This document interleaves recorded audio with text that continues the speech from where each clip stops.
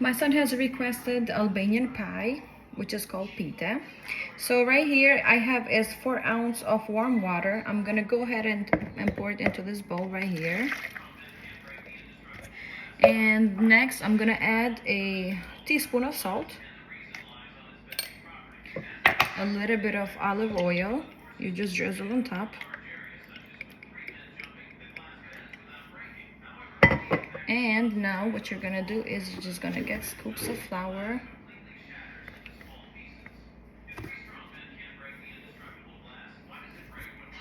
Now you're gonna get a spoon like this and you're just gonna mix it. Now you're gonna get a little bit of flour on top, and then you're gonna knead the dough.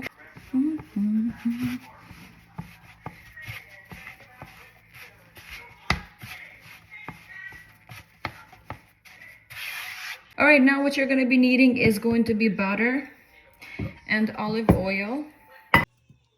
Now we're just gonna let that melt, and we're gonna make the pastry filling. Now I usually use cottage cheese, but however I ran out.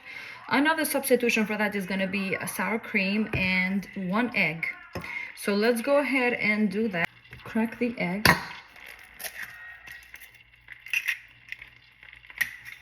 And then you're gonna get a spoon of sour cream.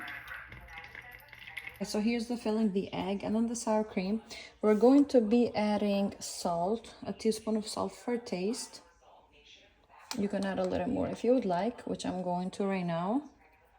And then you're gonna get a little bit of olive oil on top.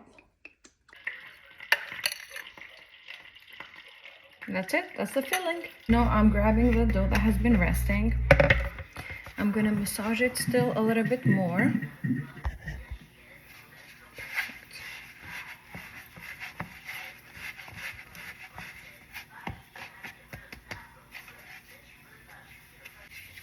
Now, if the dough balls are not gonna be even, that's okay.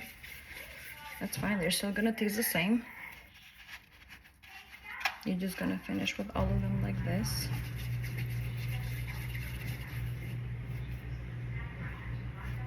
They're all formed into small little balls. What we're gonna do right now is we're just gonna wait for them to rest a little bit. Now, for them to rest, that way whenever you go ahead and start to roll them, they're gonna be much easier to manage. So I will say 10 more minutes. So it has been 10 minutes. I'm gonna place the others on the side. I'm gonna start with one. I'm gonna sprinkle a little bit of flour on the cutting board.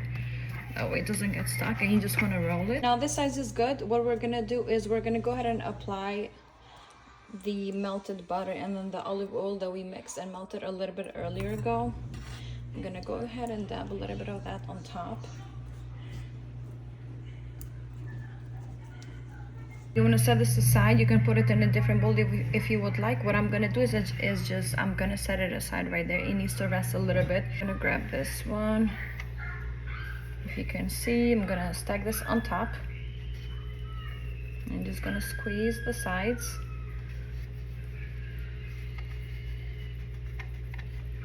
All right, now I'm ready. What I'm gonna do is grab a pan right like this size, or it can be smaller because I'm actually creating a smaller piece. You want to make sure you're going to go ahead and preheat your oven to 400 Fahrenheit, and while that is preheating, you're going to go ahead and just stretch the layer,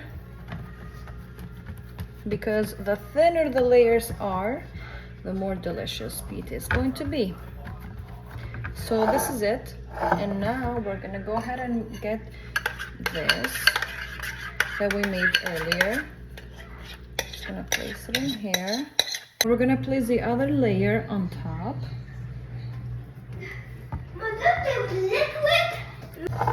Ready? What I'm gonna do is add oil on top, or the remaining of the butter and the oil. So now the pita has cooked. It took about 25 minutes. You just want to make sure that the bottom is cooked as well. And right now what you need to do is you can just break it apart.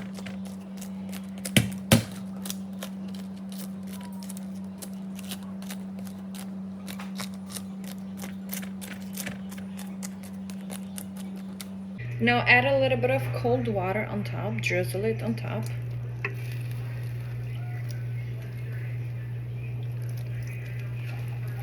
That way the bottom is not gonna be so crunchy, it's gonna be softer and easier to eat. And then cover it with a cloth and leave it like this for about 15 minutes and you're ready to eat. Enjoy!